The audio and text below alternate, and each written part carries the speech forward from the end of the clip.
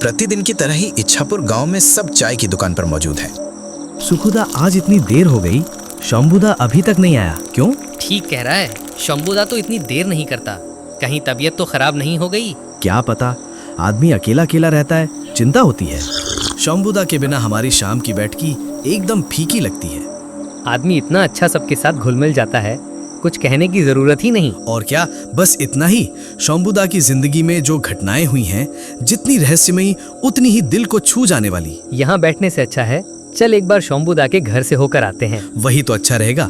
इंसान ने हमारे दिल में ऐसी जगह बना ली है कि एक दिन ना देखें तो अजीब लगता है।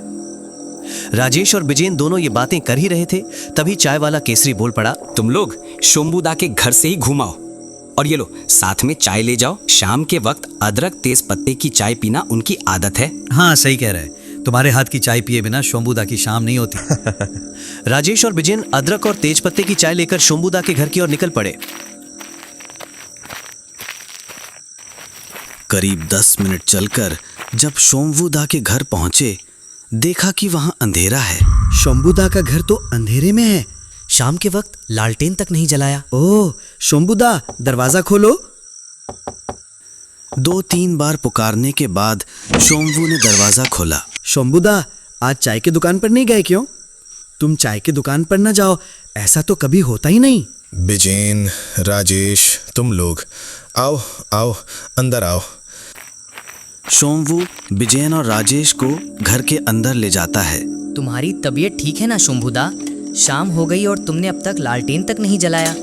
तुम्हारा चेहरा इतना सूखा सूखा क्यों लग रहा है? क्या हुआ, बताओ तो।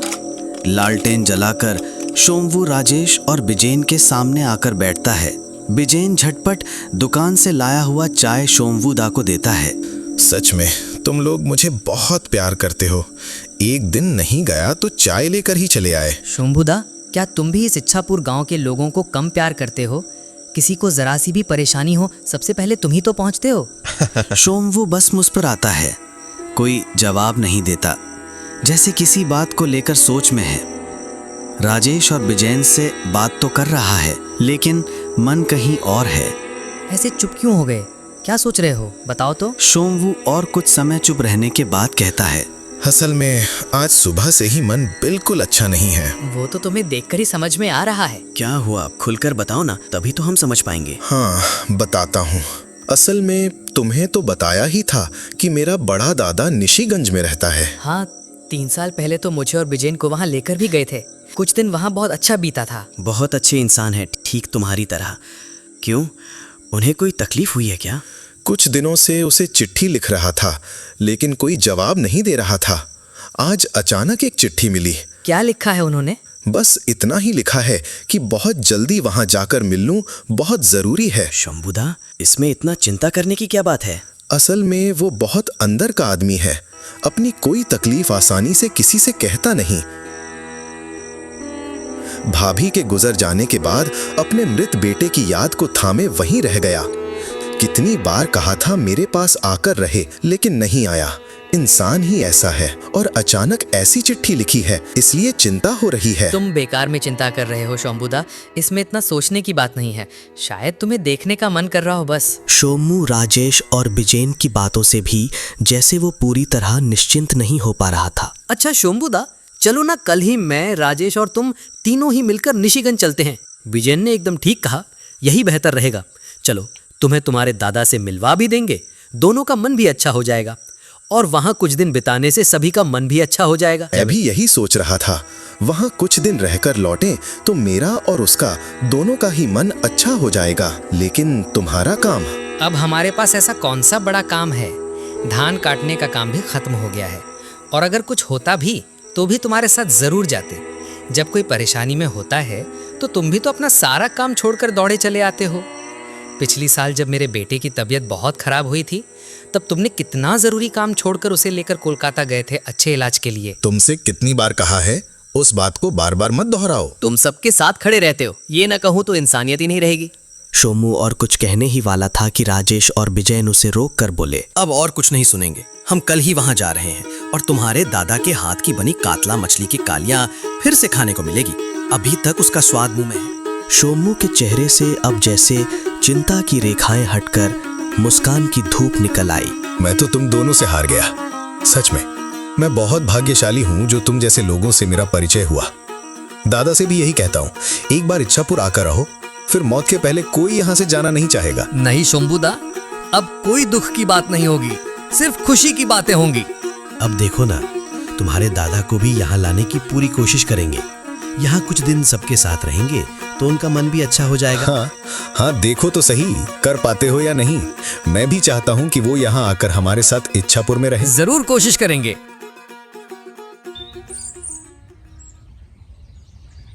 अगले दिन सुबह सुबह ही शंभू, राजेश और बिजेन निशिगंज की ओर रवाना हो गए। शंभू के मन में बहुत खुशी, आखिरकार दादा से मुलाकात जो होगी। दादा के पसंदीदा रसगुल्ले और साथ में धोती पंजाबी भी साथ ले लिया।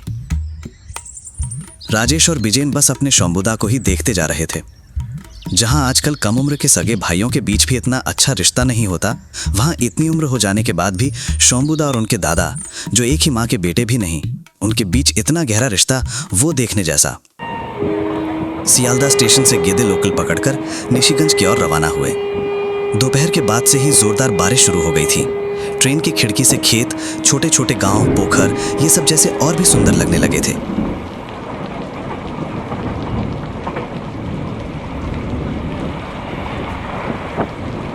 इसी बीच ट्रेन लगभग 1 घंटे तक एक जगह खड़ी रही।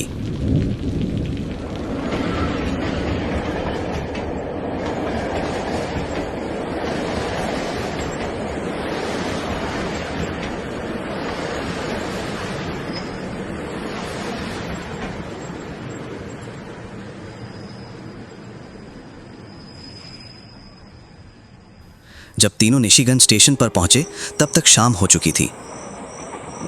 ट्रेन तीनों को उतारकर अंधेरे क्षितिज में पल भर में विलीन हो गई।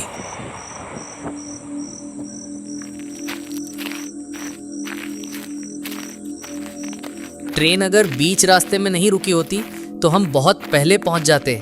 लगता है हमारे तीनों के अलावा कोई और निशिगंज में नहीं उतरा। जैसी बारिश हुई है, लगता है कोई घर से निकला ही नहीं। चलो स्टेशन के बाहर जाकर देखते हैं, शायद रिक्शा मिल जाए। तीनों स्टेशन के बाहर आकर देखते हैं।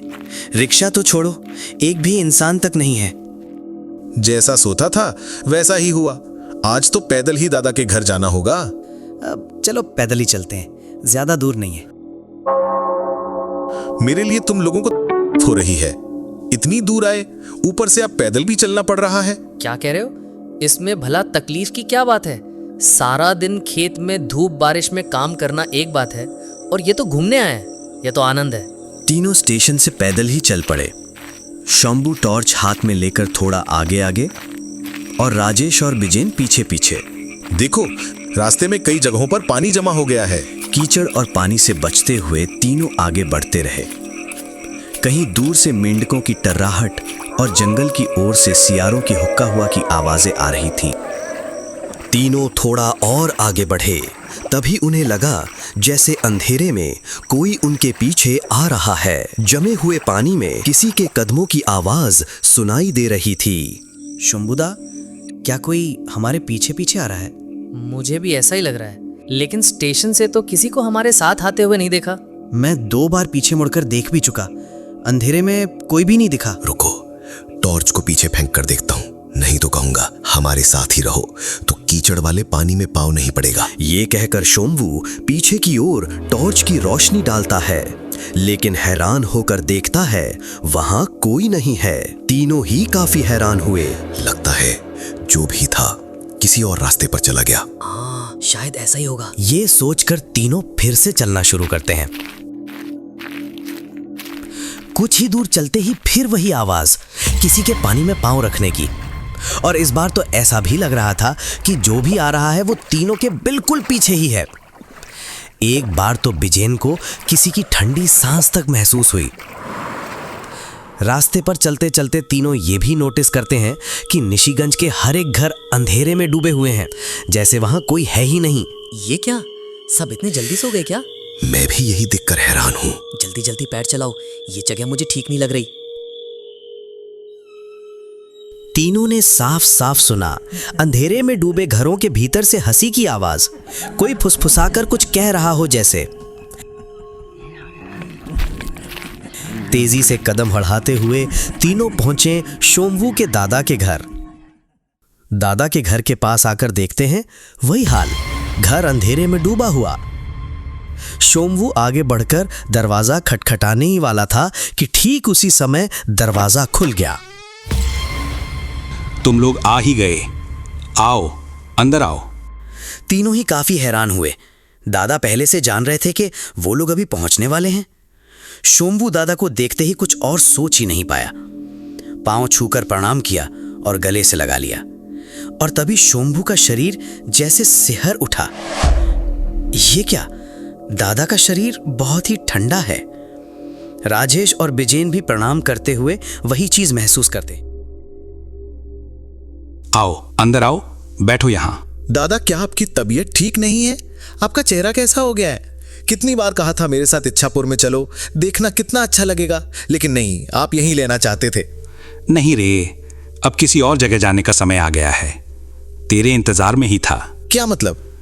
बताऊंगा, सब बताऊंगा। अच्छा, बाकी बात बाद में होगी। देखो तुम्हारे लिए क्या लाया हूं, रसगुल्ला, धोती, पंजाबी। दादा कुछ समय तक बस उन चीजों को देखते रहते हैं। उनकी दोनों आंखों से आंसू बहने लगते हैं। ये क्या दादा, आप रो क्यों रहे हैं? ये तो मैं हर बार देखता हूं, जब भी कुछ तुम्हारे लिए लाता हूं तुम रो देते हो।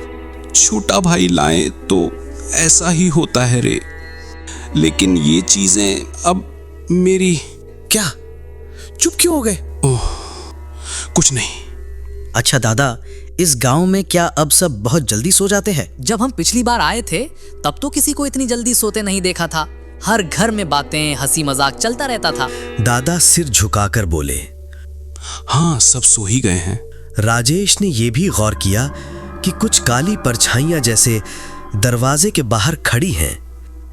अच्छा तुम लोग बैठो, मैं चाय बना कर लाता हूं, फिर बातें करेंगे। दादा अंधेरे की ओर रसोई में चले गए। तीनों रसोई की हालत देखकर भी हैरान हो गए। जो दादा अकेले रहकर भी हमेशा घर को साफ सुथरा रखते थे, अब पूरे घर में धूल की मोटी परत जमी है। ये देखो, दादा रसगुल्ला तो साथ ले जाना ही भूल गए। मुझे दो, मैं रसोई में दे आता हूँ। मुझे भी बहुत प्यास लगी है, मैं भी चलता हूँ, चलो। राजेश और बिजेन जैसे ही रसोई में घुसते हैं, अंदर का नजारा देखकर चौंक जाते हैं। वो देखते हैं कि चूल्हे के सामने एक कंकाल बैठा है। वो पत्थर जैसे जमकर खड़े हो जाते हैं, मुंह से आवाज तक नहीं निकल रही। राजेश और बिजेन नहीं लौटते देख शोम्बू भी रसोई में आता है और वो भयावह दृश्य देखकर सिहर उठता है। वो कौन है? ये कहकर वो जोर से चिल्ला उठता है और एक पल की देर किए बिना तीनों घर से दौड़ते हुए स्टेशन की तरफ भागते हैं। वो मेरे दादा नहीं हो सकते, नहीं, किसी हालत में नहीं। उनके साथ साथ चल रही थी कुछ काली परछाइयां। तो तुम लोग कौन हो? थोड़ा आगे बढ़ते ही तीनों देखते हैं कुछ कंकाल रास्ते पर खड़े हैं।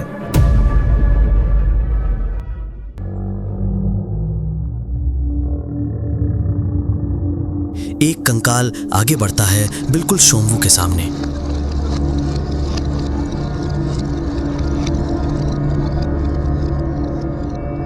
धीरे धीरे वो इंसानी शक्ल ले लेता है। दादा, तुम? हाँ रे, मैं ही हूं। तभी तो कहा था अब इच्छापुर तेरे साथ नहीं जा पाऊंगा। असल में इस गांव में अब कोई भी जिंदा नहीं है, यहां तक कि मैं भी नहीं। ये सुनते ही शोम्बू धड़ाम से जमीन पर बैठ जाता है। आंखों से आंसू बह रहे हैं। दादा तुम? मत रो भाई, डेंगू की महामारी में सब मर गए, लेकिन किसी का पिंडदान नहीं हुआ, इसलिए मुक्ति नहीं मिली। क्या तू वो काम करेगा? शोम्बू अब भी रो रहा है। राजेश और बिजेन शोम्बू को संभालने की कोशिश करते हैं। भाई, हर किसी को मरना ही होता है। शायद मेरी उम्र इतनी ही थी। दादा, आपने मुझे खबर क्यों नहीं दी? कैसी बुलाता तुझे इस मुसीबत में। कितनी बार पंचायत में खबर दी गई कि डेंगू मच्छर मारने की दवा दी जाए, लेकिन जब दवा पहुंची तब तक गांव के ज्यादातर लोग मर चुके थे और जो बचे थे वो गांव छोड़कर चले गए। इसीलिए जब सब खत्म हो गया तब तुझे बताया। दादा आकर शंभू के सर पर हाथ रख। शंभू, तुझे एक और काम करना होगा। तेरे सिवा मेरा और कोई भी अपना नहीं है, इसलिए मेरे घर और जमीन को बेच दे और उस पैसे को इच्छापुर के विकास में लगा देना। मुझे बहुत अच्छा लगेगा। यही मेरी आखिरी इच्छा है। करूंगा दादा, तुम्हारी हर इच्छा पूरी करूंगा। चल रे, कितने सालों बाद तेरी बौधी से मिलना होगा। कितने दिन से वो अकेली है, अब हम मिलेंगे। इसके बाद दादा की शक्ल धीरे धीरे हवा में घुल जाती है। अगले दिन शंभू दादा की आंखों में आंसू लिए उनका पिंड दान करता है और जमीन बेचने के बाद मिले पैसे से इच्छापुर में एक महिला विद्यालय की स्थापना होती।